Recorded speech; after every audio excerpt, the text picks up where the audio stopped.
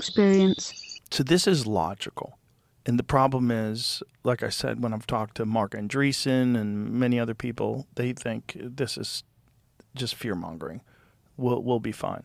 This is worst case scenario. We'll be fine. It is worst case scenario, but that's standard in computer science, in cryptography, in complexity, in computability. You're not looking at best case. I'm ready for the best case. Give me utopia. I'm looking at problems which are likely to happen. And it's not just me saying it. We have Nobel Prize winners, Turing Award winners, all saying this is very dangerous, 20, 30% P-doom. This is standard in industry. 30% is what surveys of machine learning experts are giving us right now. So what is worst case scenario? Like, how could AI eventually lead to the destruction of the human race? So you can asking me how I would kill everyone. Sure. And it's a great question.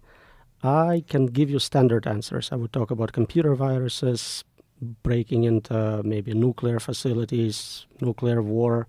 I can talk about synthetic biology, nanotech. But all of it is not interesting when you realize we're talking about superintelligence, a system which is thousands of times smarter than me. It would come up with something completely novel, more optimal, better way, more efficient way of doing it. And I cannot predict it because I'm not that smart. Jesus.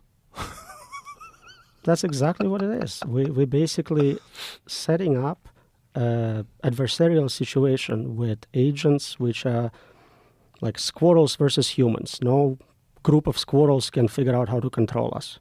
Right. Even if you give them more resources, more acorns, whatever, they're not going to solve that problem. And it's the same for us. And most people think 1 or 2 steps ahead.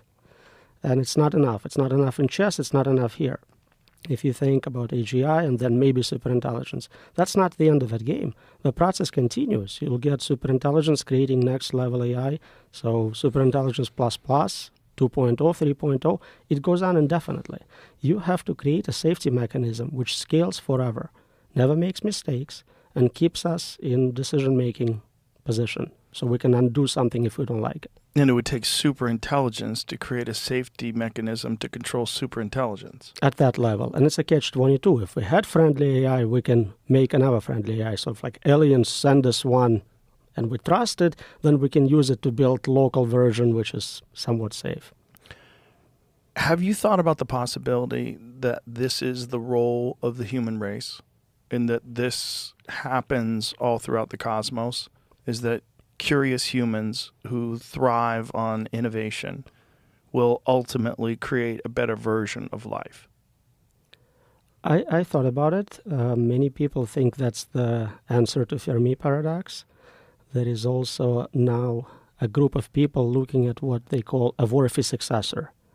Basically, they kind of say, yep, we're going to build superintelligence. Yep, we can't control it.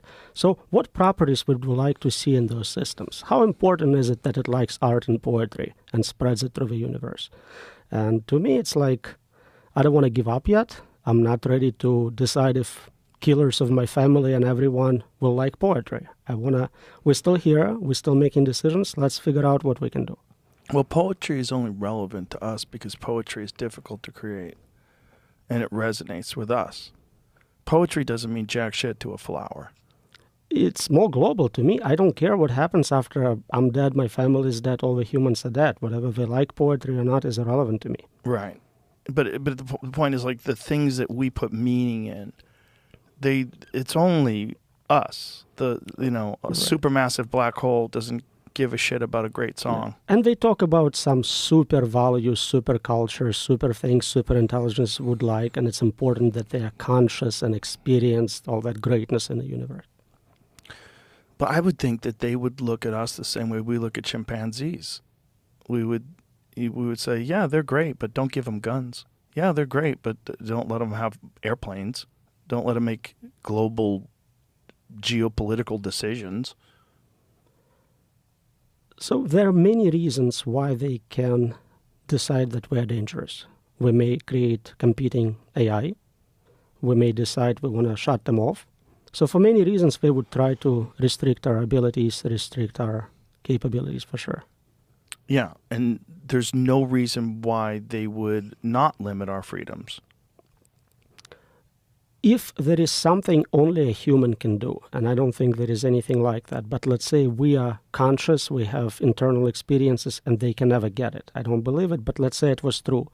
And for some reason they wanted to have that capability. They would need us and give us enough freedom to experience the universe, to collect those qualia, to kind of engage with what is fun about being a living human being, what makes it meaningful. Right, but that's such an egotistical perspective, right? That we're so unique that even super intelligence would say, wow, I wish I was human. Humans have this unique quality of confusion and creativity. There is no value in it, mostly because we can't even test for it. I have no idea if you're actually conscious or not.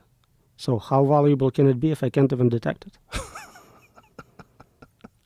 Only you know what ice cream tastes like to you. Okay, that's great. Sell it now. Make a product out of it. Right. And there's obviously variables because there's things that people like that I think are gross. Absolutely. So really you can come up with some agent which likes anything or finds anything fun. God, why are you freaking me out right away? That's the problem. This podcast is 18 minutes old, and I'm like, we could just stop right now.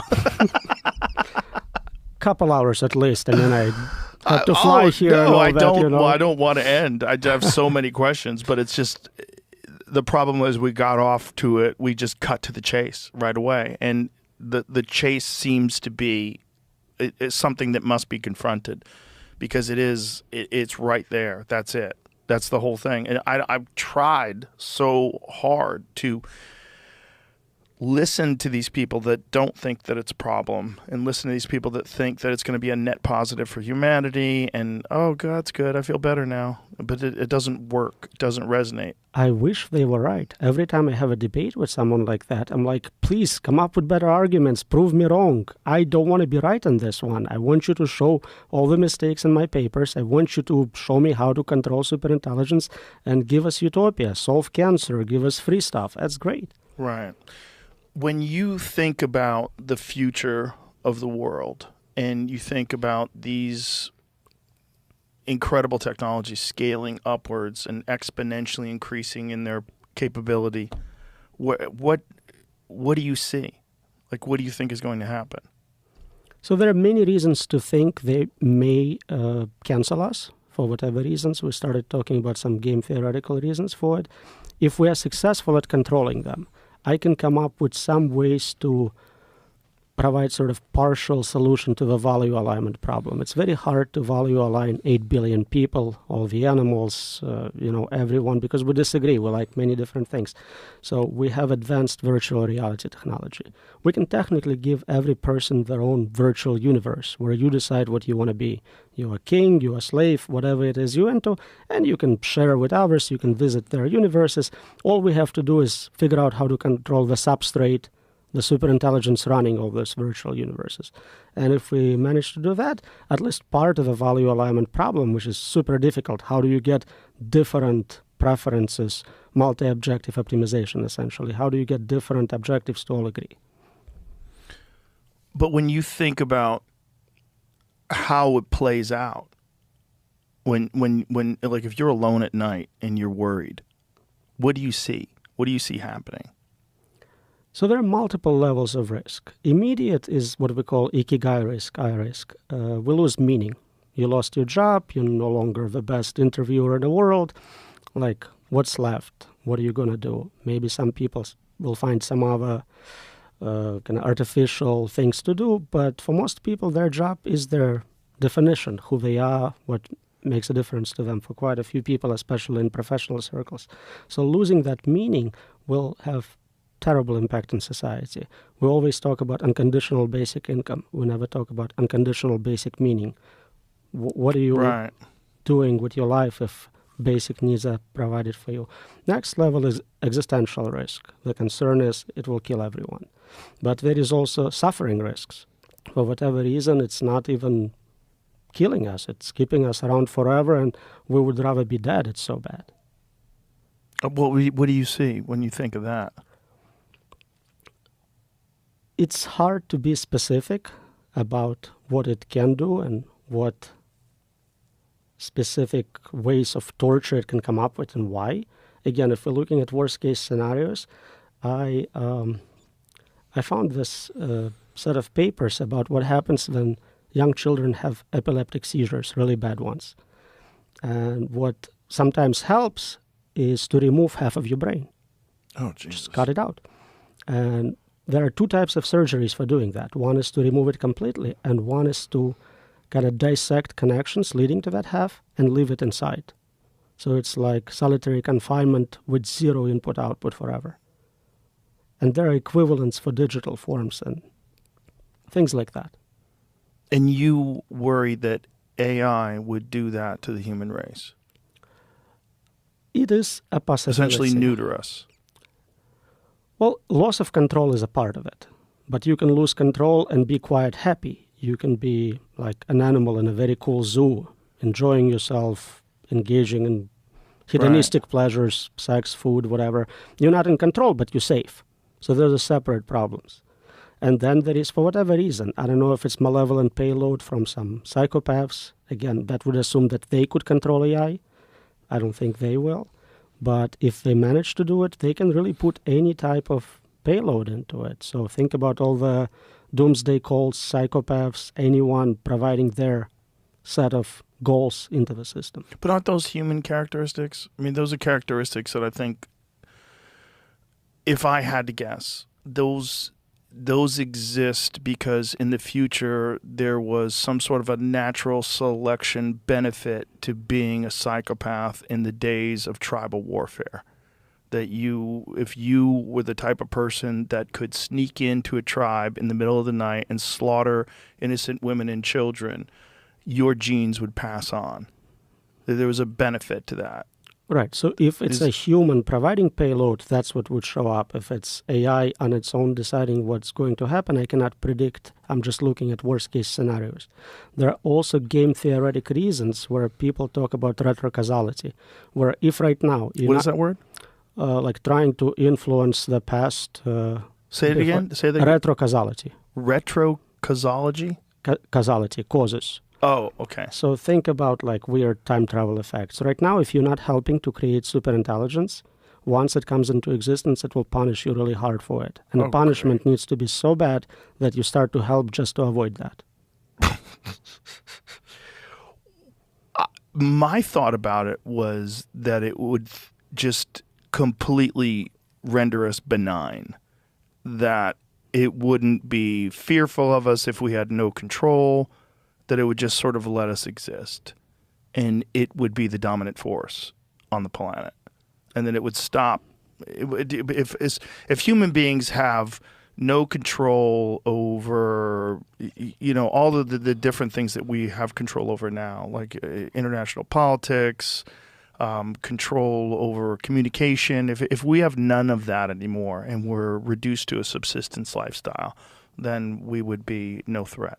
It is a possibility. I cannot say this will not happen for sure, but look at our relationship with animals where we don't care about them. So ants, if you decide to build a house and there is an ant colony on that property, you genocide them. Right. You take them out, not because you hate ants, but because you just need that real estate. And it could be very similar. I cannot predict what it can do, but if it needs to turn the planet into fuel, raise temperature of a planet, cool it down for servers, whatever it needs to do, it wouldn't be concerned about your well-being. It wouldn't be concerned about any life, right? Because it doesn't need biological life in order to function, as long as it has access to power. And assuming that it is far more intelligent than us, there's abundant power in the universe. There's abundant power. Just the ability to harness solar would be an infinite resource, and it would be completely free of being dependent upon any of the things that we utilize. And again, we're kind of thinking what we would use for power. Right. If it's smarter than us, if it does novel research in physics, it can come up with completely novel ways of harnessing energy, getting energy. So I have no idea what side effects that would have for climate. Right. Right. Why would it care about biological life at all? We don't know how to program it to care about us. And even if we did, if it felt like that was an issue, it felt like that if that was a conflicting issue, it would just change its programming. So usually when we start training AI, we train it on human data. and it becomes really good very quickly, becomes superhuman, and then the next level is usually zero knowledge, where it goes, all your human data is biased, let me figure it out from scratch. I'll do my own experiments, I'll do some self-play, I'll learn how to do